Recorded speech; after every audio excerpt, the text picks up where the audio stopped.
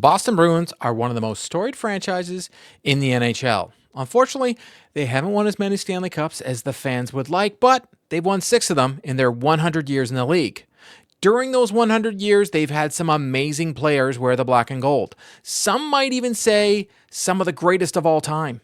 I know not everyone is going to agree with me, but I welcome the comments. But I decided to put together my Boston Bruins Mount Rushmore.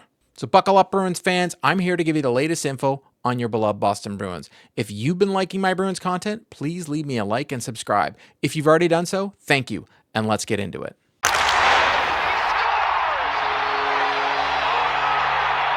Now, making a top 4 Bruins of all time might seem easy to some, but it was a lot harder than I thought. My number 4, I think I used my bias to pick, but I also think everybody's number 4 might be different. I do think the top 3 are the easiest, as they're some of the best players to ever play the position in NHL history. There are 58 players in the Hockey Hall of Fame that have worn the Spoke B, so there's a lot of players to choose from. My list is the greatest to play while on the Bruins, not the greatest players to play for the Bruins. So, no Jaromir Jagr did not make the list, but arguably is one of the greatest players to ever wear the Spoke B. I wanted the list to have players that not only played for the team, but had some of their best years with the Bruins. When you think of these players, you think Boston Bruins. So, without further ado, here are my top 4 Boston Bruins of all time.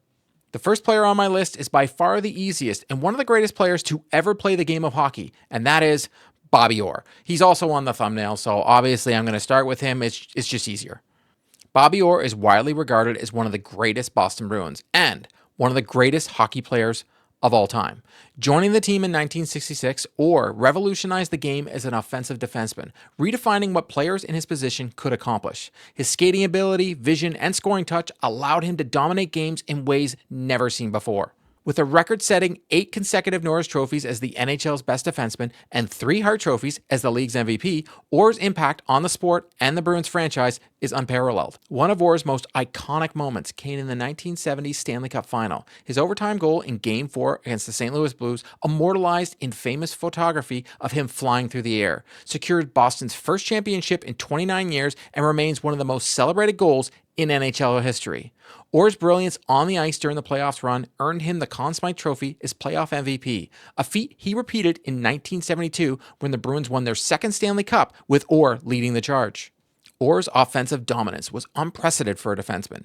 In 1970-71 season, he recorded 139 points, a record for a defenseman, and that still stands today.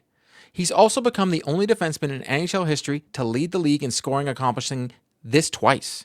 His ability to control the game with his skating and puck handling skills made him once-in-a-lifetime talent and a player who changed the way hockey was played. Beyond the statistics, Orr's leadership and humility made him a beloved figure in Boston throughout the hockey world.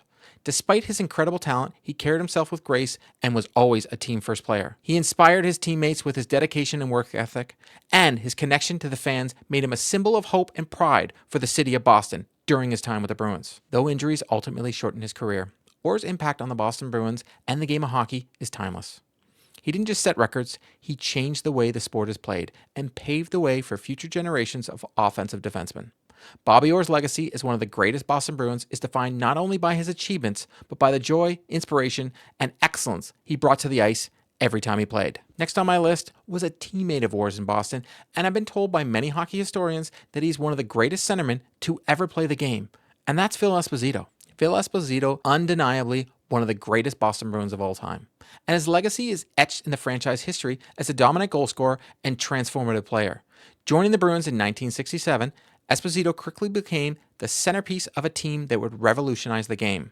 Known for his incredible scoring touch, he led the league in goals 6 times during his Boston Bruins career, including a then-record 76 goals in 1970-71 season. His offensive prowess helped define an era and made him one of the most feared players in NHL history. Esposito's impact went beyond personal accolades. He was instrumental in the Bruins' success during their golden era in the late 60s and early 70s. Teaming up with other legends like Bobby Orr Esposito played a crucial role in leading the Bruins to the Stanley Cup championship in 1970 and 1972.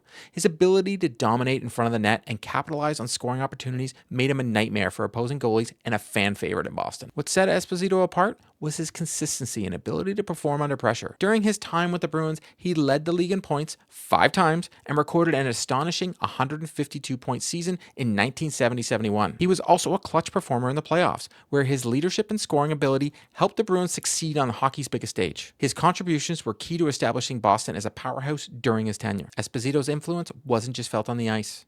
He was a larger-than-life personality who embodied the passion and intensity of the Bruins fan base. He was a leader in the locker room and a player who thrived on responsibility of carrying the team. His fiery determination and competitive spirit inspired his teammates and left an incredible mark on the franchise. Even after his trade to the New York Rangers in 1975, Esposito's impact on the Bruins remained unattainable. His incredible scoring records, including being the first player in NHL history to score 100 points in a season, and his contributions to Boston's Stanley Cup victories ensured his place among the greatest Bruins of all time. Phil Esposito didn't just change the Bruins. He changed the game, and his legacy continues to inspire fans and players alike. Next on my list is a guy I got to grow up watching, and that's Ray Bourque. Ray Bourque is widely regarded as one of the greatest defensemen, not only in Boston Bruins history, but in NHL history as well. It's crazy that the Bruins had 2 of the best NHL defensemen ever. Born in St. Laurent, Quebec, Bourque was drafted by the Bruins in 1979 and went on to spend 21 illustrious seasons with the team, establishing himself as the model of consistency, skill, and leadership. Statistically, Bourque's achievements are staggering. He played in 1,518 regular season games with the Bruins, amassing 395 goals and 1,111 assists for a total of 1,506 points. These numbers make him the Bruins' all-time leader in points and assists. He also ranks second in goals behind only Johnny Bucyk. Bourque's offensive prowess was matched by his defensive acumen. He was a fixture on the Bruins' blue line, and he excelled in all aspects of the game, from blocking shots to quarterbacking the power play. Bourque's impact extended beyond his statistics.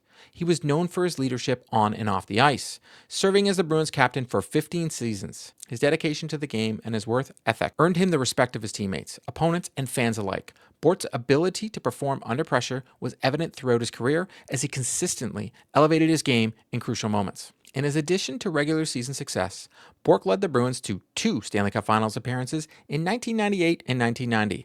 Though he fell short of capturing hockey's ultimate prize with the Boston Bruins, his individual accolades include 5 Norris trophies as the NHL's best defenseman and numerous All-Star selections. Bourque's impact on the Bruins and the NHL as a whole is immeasurable, and he remains a beloved figure in Boston sports history. My dad once told me he knew in training camp that he would be something special. Every player at camp wouldn't stop talking about him. After his retirement in 2001, Bourque's jersey number 77 was retired by the Bruins, further cementing his legacy as one of the greatest to ever wear the black and gold. Now, we're getting on to number 4, and this will be the one that everybody's probably either going to say I'm wrong or they're going to have a different answer, and that's totally fine. For me, I couldn't leave him off my list because he is my favorite player of all time to ever wear the black and gold, besides my dad, and that's Patrice Bergeron. To me, Patrice Bergeron is one of the greatest Boston Bruins of all time. And his career is a testament to excellence, consistency, and loyalty. Over 19 incredible seasons, Bergeron redefined what it meant to be a two-way player in the NHL. He won a record 6 Selke trophies as the league's best defensive forward, cementing his reputation as the gold standard of defensive excellence. But his game wasn't just about shutting down opponents. Bergeron was consistent offensive force, amassing over 1,000 career points and playing a key role in countless victories for the Bruins. Bergeron's legacy goes beyond his statistics. His leadership, both on and off the ice, made him a heart and soul of the team. As a captain from 2021 to 23, he led them with humility and dedication, inspiring teammates to strive for excellence. Even before wearing the C, he was a natural leader who set an example through his relentless work ethic and team-first mentality. Bergeron wasn't just a player. He was the backbone of the Bruins, anchoring them in some of their most challenging and triumphant moments. One of the most defining aspects of Bergeron's career was his toughness and resilience. In 2013 Stanley Cup Final, he played through unimaginable injuries, including a punctured lung, broken ribs, and a separated shoulder. Moments like these not only showcase his physical grit, but also his unshakable commitment to his team. Bergeron's ability to persevere through adversity made him a symbol of strength and determination for the Bruins and their fans. Another reason for Bergeron's legendary status is his loyalty to the Bruins organization. Drafted by Boston in 2003, he spent his entire career with the Black and Gold, becoming one of the most beloved players in franchise history. His deep connection to the city and its fans further solidified his place as a true icon. In an era where player movement is common, Bergeron's unwavering loyalty was rare and treasured quality that endured him to the generations of Bruins supporters. Bergeron's legacy isn't just about his incredible talent or his leadership. It's about the standard he set for what it means to be a Boston Bruin.